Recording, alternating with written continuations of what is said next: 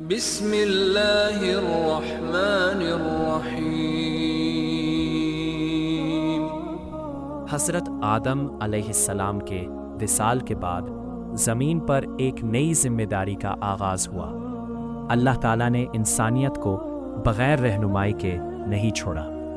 حضرت آدم علیہ السلام کے بعد ان کے بیٹے حضرت شیث علیہ السلام کو نبوت اور قیادت عطا کی گئی۔ حضرت شیث علیہ السلام کا نام شیث کا مطلب ہے عطیہ یہ بخشش۔ اہل علم بیان کرتے ہیں کہ حضرت آدم علیہ السلام کو حابیل کے واقعے کے بعد اللہ تعالیٰ نے بطور نعمت یہ بیٹا عطا فرمایا، اسی لیے انہیں اللہ کی خاص عطا سمجھا گیا۔ حضرت شیث علیہ السلام کو اللہ تعالیٰ نے صحیفے عطا فرمائے۔ بعض روایات کے مطابق ان پر 50 صحیفے نازل ہوئے۔ ان صحیفوں میں عبادات، اخلاقیات اور زندگی گزارنے کے بنیادی اصول بیان کیے گئے۔ اس دور میں انسانوں کی تعداد آہستہ آہستہ بڑھ رہی تھی، اس لیے ایک منظم نظام کی ضرورت تھی۔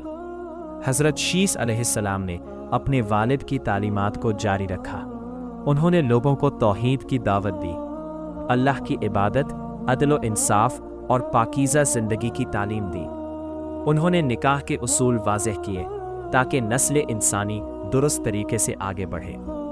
اس دور میں انسان 2 گروہوں میں تقسیم ہونا شروع ہوئے، ایک وہ جو حضرت شیث علیہ السلام کی اطاعت کرتے تھے اور پہاڑی علاقوں میں رہتے تھے، دوسرے وہ جو قابیل کی نسل سے تھے اور میدانی علاقوں میں آباد تھے۔ قابیل کی نسل میں رفتہ رفتہ دنیاوی رغبت اور گناہوں کا رجحان بڑھنے لگا۔ اہل علم بیان کرتے ہیں کہ شیطان نے قابیل کی نسل میں موسیقی اور ظاہری زینت کے ذریعے فتنہ پھیلایا۔ مرد و عورت کے اختلاط سے اخلاقی بگاڑ پیدا ہوا۔ ابتدا میں حضرت شیث علیہ السلام کی نسل محفوظ رہی، لیکن وقت کے ساتھ کچھ لوگ متاثر ہوئے۔ یہی وہ دور تھا جہاں سے آہستہ آہستہ زمین پر فساد کی بنیاد پڑی، جو بعد میں حضرت نوح علیہ السلام کے زمانے میں شدت اختیار کرے گا۔ حضرت شیث علیہ السلام نے طویل عرصہ تک لوگوں کی رہنمائی کی۔ انہوں نے اپنے بعد آنے والی نسل کو وصیت کی کہ وہ اللہ کی عبادت پر قائم رہے۔ انہوں نے علم کو محفوظ کیا اور اپنی اولاد میں نبوت کا سلسلہ جاری رہنے کی خبر دی۔ روایات کے مطابق حضرت شیث علیہ السلام کی عمر 900 سال سے زیادہ بیان کی جاتی ہے۔ انہوں نے اپنی زندگی میں توحید کی بنیاد مضبوط کی اور اپنی وفات سے قبل اپنے بیٹے انوش کو نصیحت کی کہ وہ دین کو قائم رکھے۔ حضرت شیث علیہ السلام کے وصال کے بعد بھی کچھ عرصہ تک لوگ ہدایت پر قائم رہے، لیکن نسل در نسل کمزوری آتی گئی۔ صالحین کی وفات کے بعد لوگوں نے ان کی یاد میں تصویریں اور مجسمے بنائے، جو بعد میں عبادت کا ذریعہ بن گئے۔ یہی وہ ابتدائی قدم تھا جس نے شرک کی راہ ہموار کی۔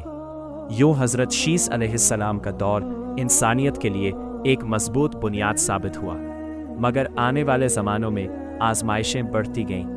یہ تھا حضرت شیث علیہ السلام کا دور، ایک نیا آغاز، ایک نئی ذمہ داری اور آنے والے طوفان سے پہلے کا سکوت۔